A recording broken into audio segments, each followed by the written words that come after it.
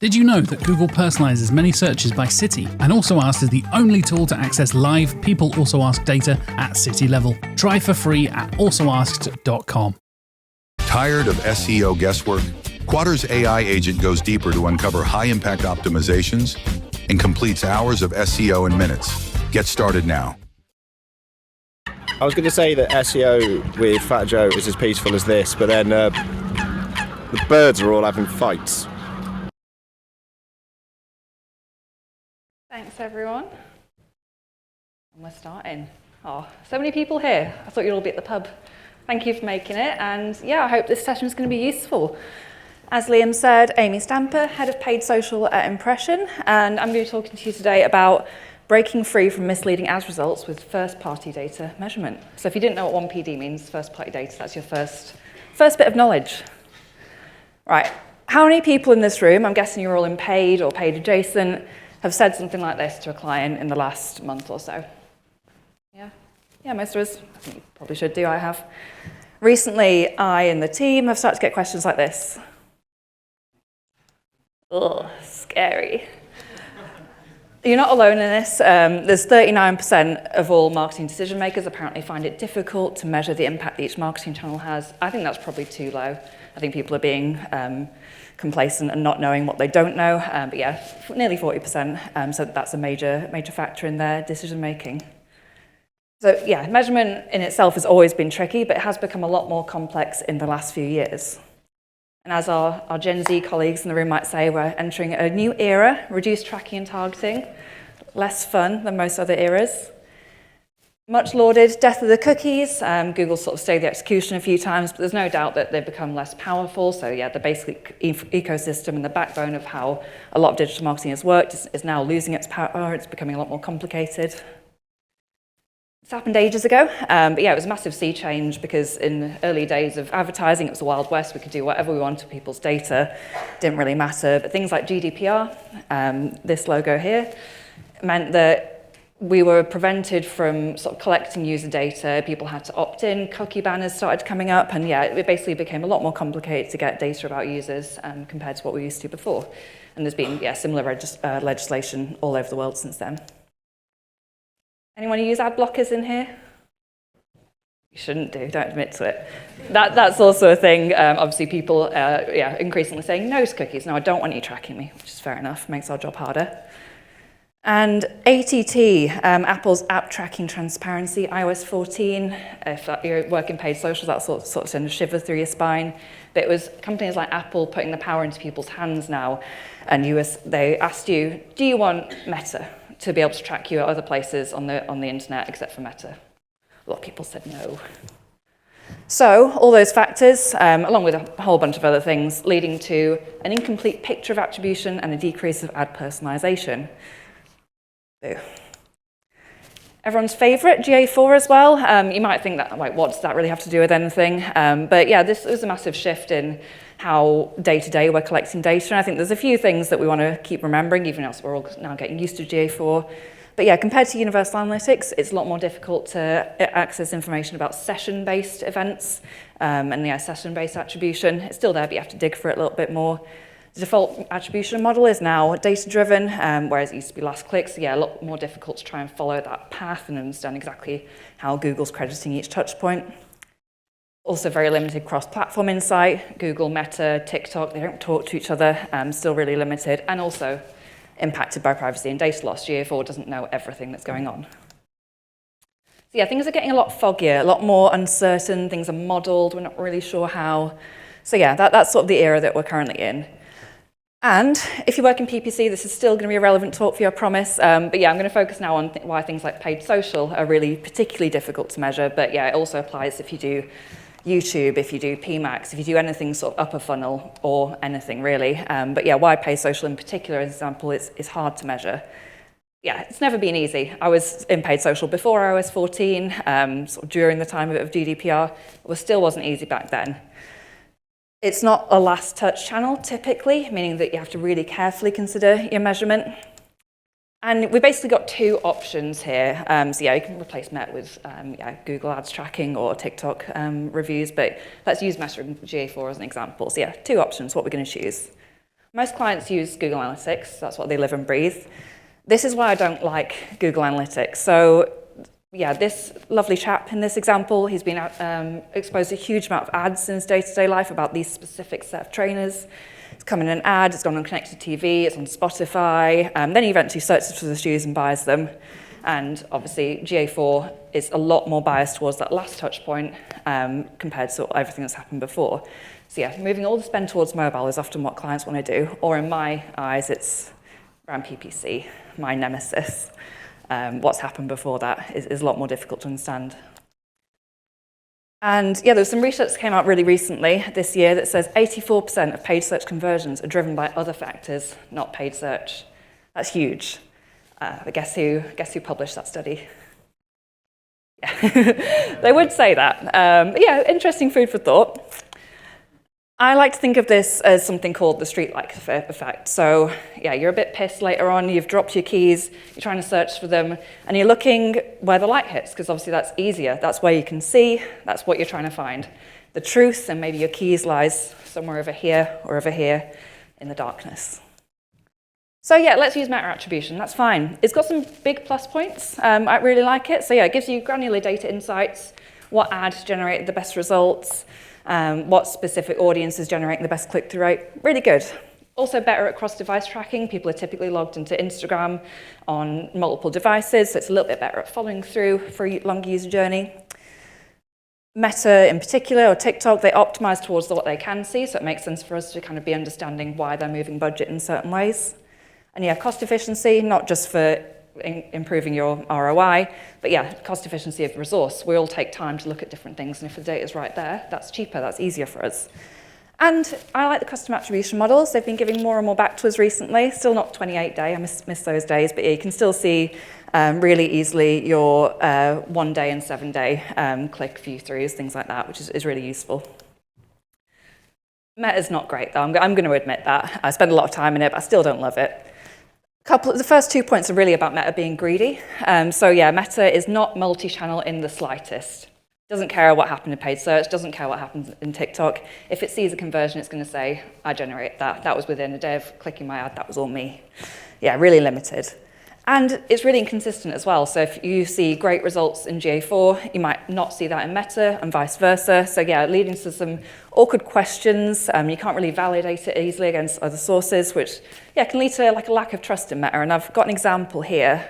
This is from live client data for an e-com client last month. And this is using Meta Pixel and Conversions API data, so transactions. Oh, that week was good, wasn't it? Had a really, really great time, saw massive amounts of transactions coming through. Yeah, that was all our campaigns. We did a really good thing. We didn't.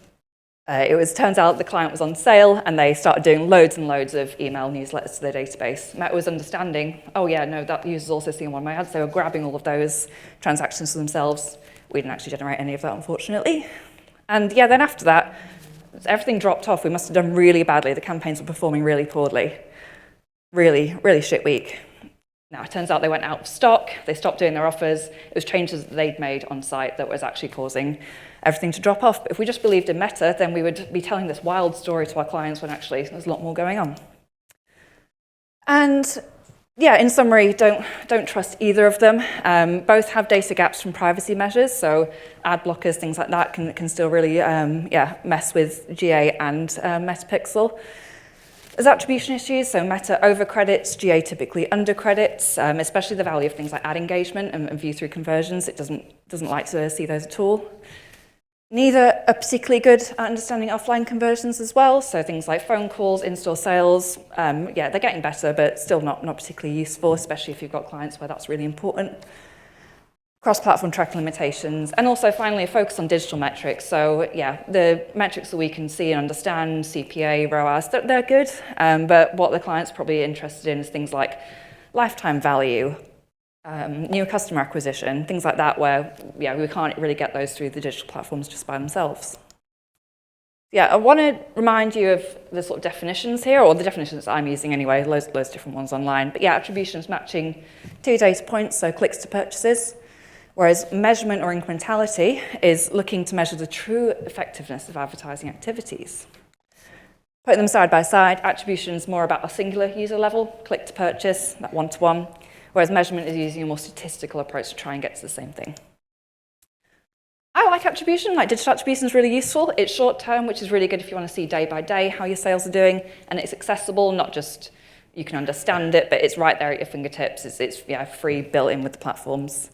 But it's really cookie reliant. We know by now that we can't just rely on users giving us their data, and it's really simplistic, so meta over-crediting, things like that.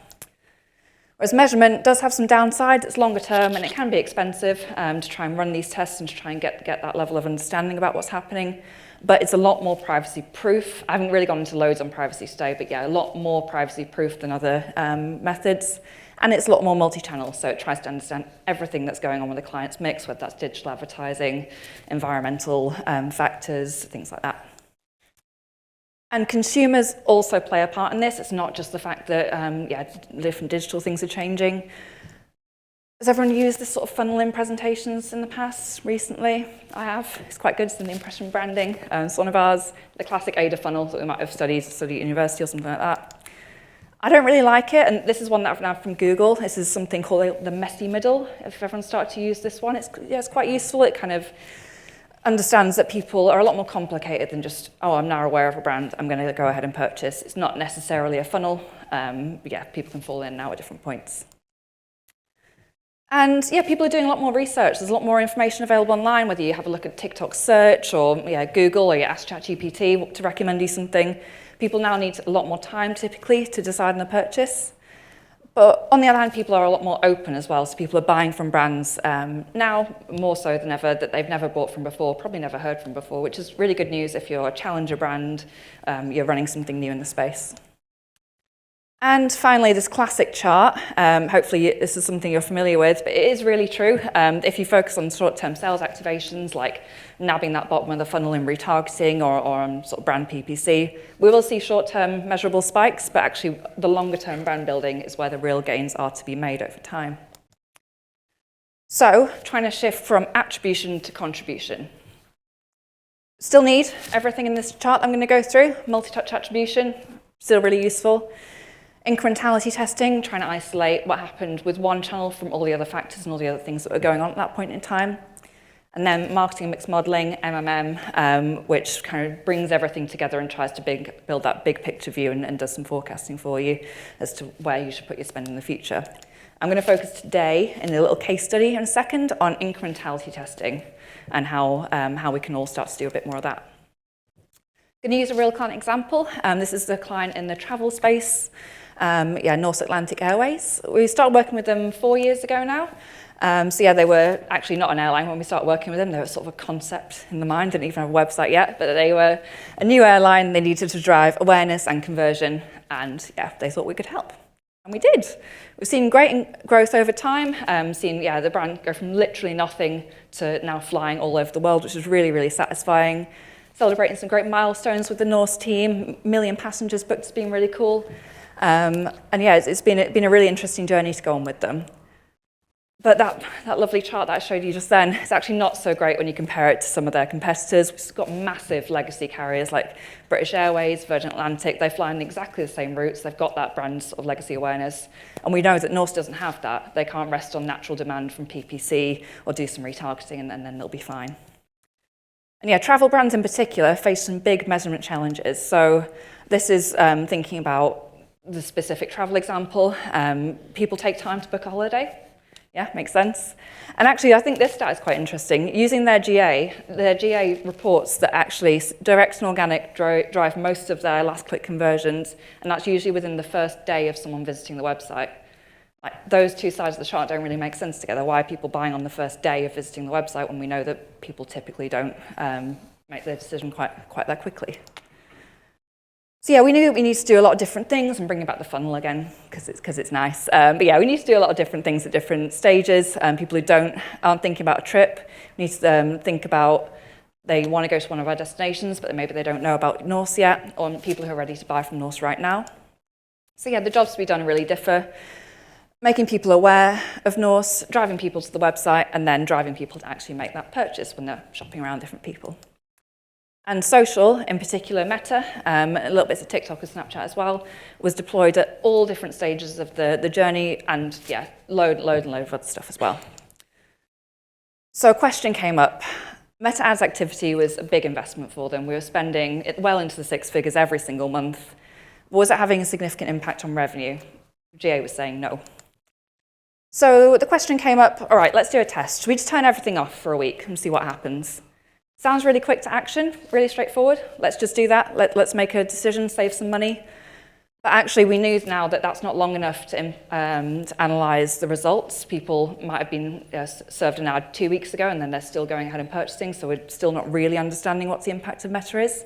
They're also about to launch a flash sale, which they do quite a lot. Great time to buy a flight. But yeah, their revenue goes crazy then anyway, so it wasn't going to be a great time to do a sale. And we thought that actually Meta was doing a really good job for them. So we thought actually they could be losing money if they didn't advertise this flash sale to anyone at all. The flash sale probably wouldn't go particularly well. So we decided to do an incrementality test, switching off Meta ads in 50% of Norway, I'll tell you why in a second, for 4 weeks. So yeah, it took a long time to determine test parameters, and yeah, this sentence is basically ensuring senior stakeholder buy-in. We needed to make sure the client understood why we were doing this and why we were just doing this tiny test rather than turning everything off. Much more likely to lead to actionable insights, designed for statistical significance, and yeah, it was a whole bunch of other benefits, including things like the meta-learning periods that weren't going to be as impacted compared to switching everything off. So yeah, to do this, we needed to do something called a geo holdout test. We've got our control and our test regions. And incrementality testing can be a bit confusing, so I've tried to bring an example in this slide. So we've got, say, 3 sales. Probably going to get more than that in a single day, but let's say it's 3 for now. One of those sales, someone purchased, but they didn't even see an ad at all. We can get rid of that one straight away. Whereas 2 sales, Meta, in this case, says that it caused both of those sales. Actually, through incrementality testing, we can try and find what's that sale number 2. That user was in market anyway, they probably would have purchased. What we're trying to find is sale number 3, that third sort of golden sale, which was actually caused by the advertising and not just a correlation. So if you're getting started with geotesting, a few principles to go up. At the most, you want to change something in 50% of your control of your treatment region, and then you want to keep everything else the same. So you've got your treatment and your control. You need to estimate and forecast the base sales that you would have got in both of those locations, and we typically run tests for about 8 weeks. And then your incrementality is when you look at those 2 forecasts and the actuals, what was the treatment sales minus the base sales. So in this case, turned off in these locations, including ones near the airport where they consistently get sales from. And we didn't change anything else with Meta, with the rest of the UK, rest of Norway, UK, Germany, and France. So, yeah, we forecasted, as I said. We brought all their past data together, and we got our data scientists to estimate how many sales they would have got, and we were then ready to actually start the test at last. Immediately, we saw, compared to our forecast, a 40% drop in the expected revenue that we were hoping that we'd get in those regions. And then the week after, it was 20% less. And actually, that was enough. We ended the test. We were losing money. We were sure within a high degree of statistical significance that the loss of revenue was because we haven't done the meta advertising. But actually, we kept on in a few weeks. So yeah, we measured the week after that. It took 2 weeks for the forecast to return back to the baseline that we'd expected. So yeah, that kind of helps us with the story and the analysis that social advertising upper funnel, it takes a long time for people to make that purchase, so you need to be in it for the long haul. So from the results of this test, GA4 was saying Meta was less than 5% of the total revenue that Norse was generating, responsible for it. And we actually worked out it was a whopping 32% incremental contributions to total revenue. There was more information in this case study that I didn't get a chance to go into today. If you would like it, it's on our website. You can scan the QR code, or I can drop it to you on LinkedIn afterwards. So what's next for Norse? way more testing, really bought into the idea that we can actually understand what's happening out of all the different channels. So yeah, new hypothesis, what's TikTok doing now? What's the headroom on PPC? Those kind of things. So we're prioritizing that test and deciding what to execute next. We also want to plan more positive tests where we're maybe scaling up spend rather than down, which means that we won't have to end the test early if things start to go a little bit wrong.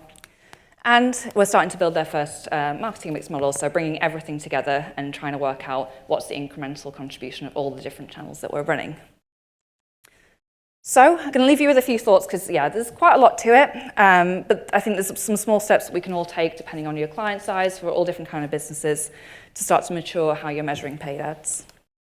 So the first one is basically the boring one, the housekeeping, but it's really important. So just understanding and ensuring that your analytics and ad data is really clean and accurate. You've got CAPI set up, you've got everything deduplicated, you've got server-side tagging, everything like that, importing offline conversions where you can.